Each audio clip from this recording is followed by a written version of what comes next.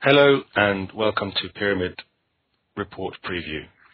My name is Jan Tensetov and I'll now be talking through 8 slides summarizing the scope and findings of our recently published report looking at cellular machine-to-machine services, which we found to be a high-growth opportunity for mobile network operators.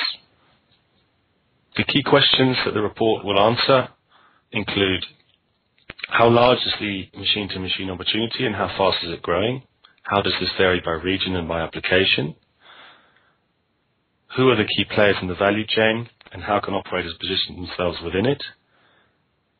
What is the machine-to-machine opportunity for mobile operators? What additional opportunities and benefits does it offer for mobile network operators?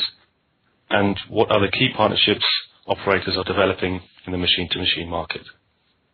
Machine-to-machine can use a variety of network types, but cellular is the best technology in many cases, including some with low mobility requirements. So this slide divides the different applications in terms of the requirement for bandwidth, so low to high bandwidth, left to right, and the requirement for mobility, so high mobility at the top and low mobility at the bottom. So for instance, typically applications towards the top, so highly mobile applications, are particularly well suited for cellular technology, which provides obviously very wide coverage and mobility. And typically those at the bottom are not so well suited for cellular in some cases. So for instance, home automation, typically that will use a high bandwidth fixed broadband connection for connectivity, although cellular technology can also be used in that application for a backup. Smart meters are also not very mobile, but because of the high coverage that machine-to-machine provides, it can be a very important technology for that application. But there are competing technologies such as power line, various fixed networks, other short-range wireless technologies which can also be used in that application. So there are different types of networks which can be used for machine-to-machine, but cellular is very important and has high bandwidth and increasingly high bandwidth and of course high coverage, and is suited across these different applications depending on the market, the conditions and so on.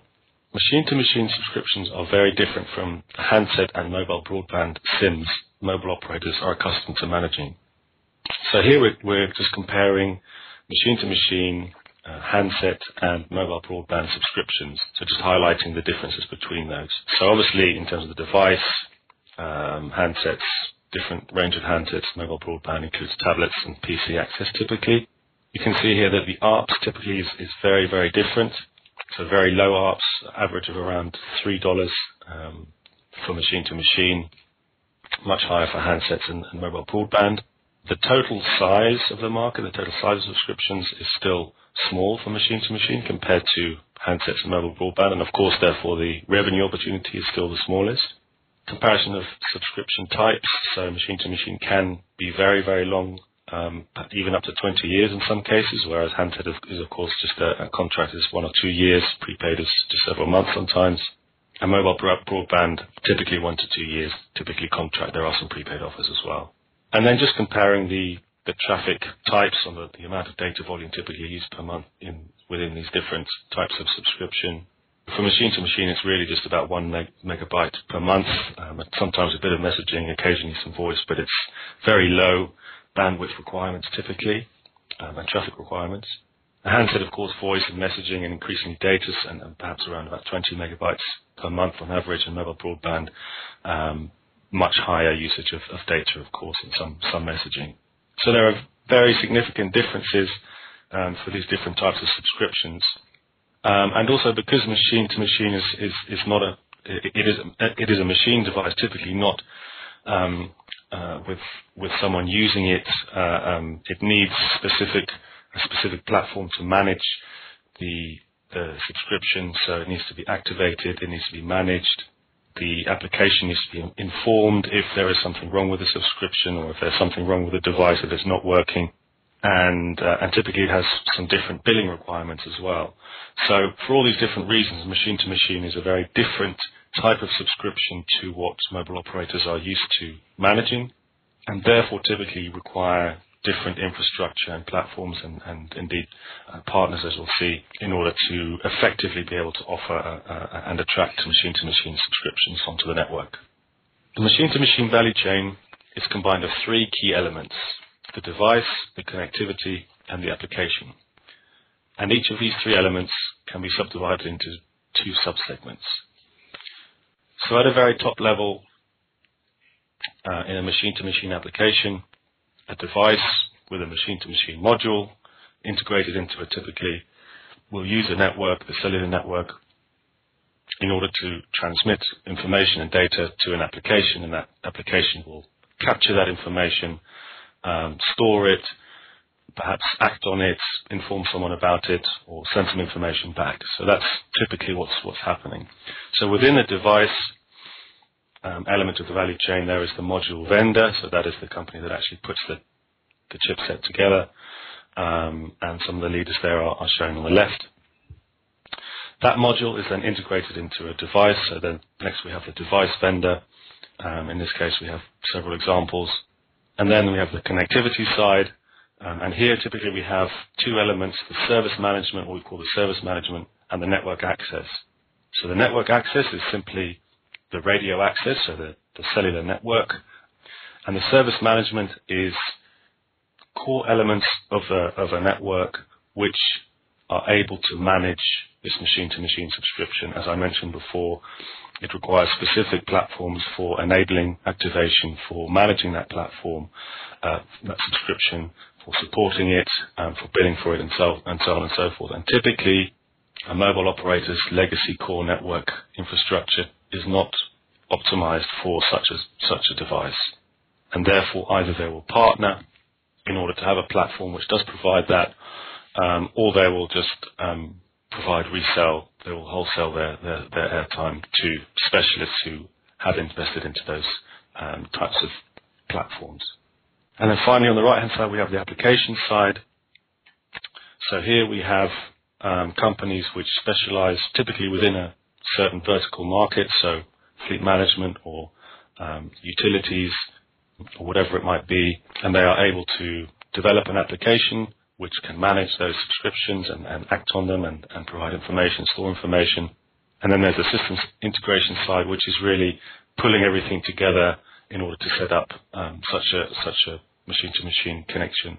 And there are very different ways in which these different elements of the value chain interact, depending on the application, depending on the operator, depending on what's available, and so on. For instance, if we take TomTom, they're integrating machine-to-machine SIMs into their personal navigation devices, and they work with Vodafone, who provides both the platform and the connectivity, and they've worked together with some partners in terms of the systems integration, putting all that together. But in other cases, such as typically in fleet management applications, which is more of a should we say, traditional machine-to-machine application, so a company like Fini Wireless, whose customers are companies with big fleets of trucks or other large vehicles. So they will work with a module vendor. They will integrate that module into a device which they specifically develop to put into these trucks. They have their own application. They will set that all up for the client. They work with either an operator or an MVNO in order to have the connectivity piece. So there are very different ways in which these different parts of the value chain can interact. Machine-to-machine cellular subscriptions make up just 1.4% of all subscriptions in 2010, and this is forecast to increase to 3.6% in 2016. So that represents an important element of growth in the future, and is equivalent to about 9% of global net additions during this time. So almost 1 in 10 additional subscriptions coming onto the network between 2010 and 2016 will be machine-to-machine subscriptions. In terms of the breakdown by region, one of the important differences, different drivers in different regions is regulation.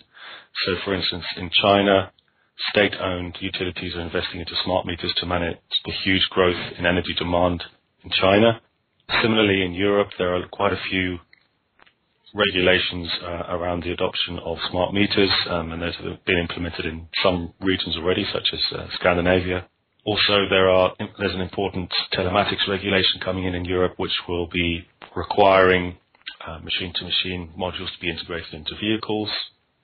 Latin America also is a small market, but is going to be growing fast because of regulations in Brazil requiring all new cars to have an anti-theft capability, which includes a machine-to-machine module integrated. Asia Pacific, as I said, very much driven by China, also Japan and Korea and some of the more developed markets also focusing more and more on machine-to-machine. And Africa and Middle East, still a relatively small market, but some different applications such as fleet management beginning to take off. Point of sale is important there.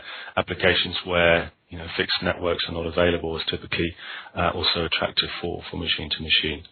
But as you can see, we really expect Asia Pacific to be driving a lot of the growth, becoming the largest segment, and also Latin America finding very strong growth during the forecast period. So just the final slide, coming back to the value chain and how it's changing.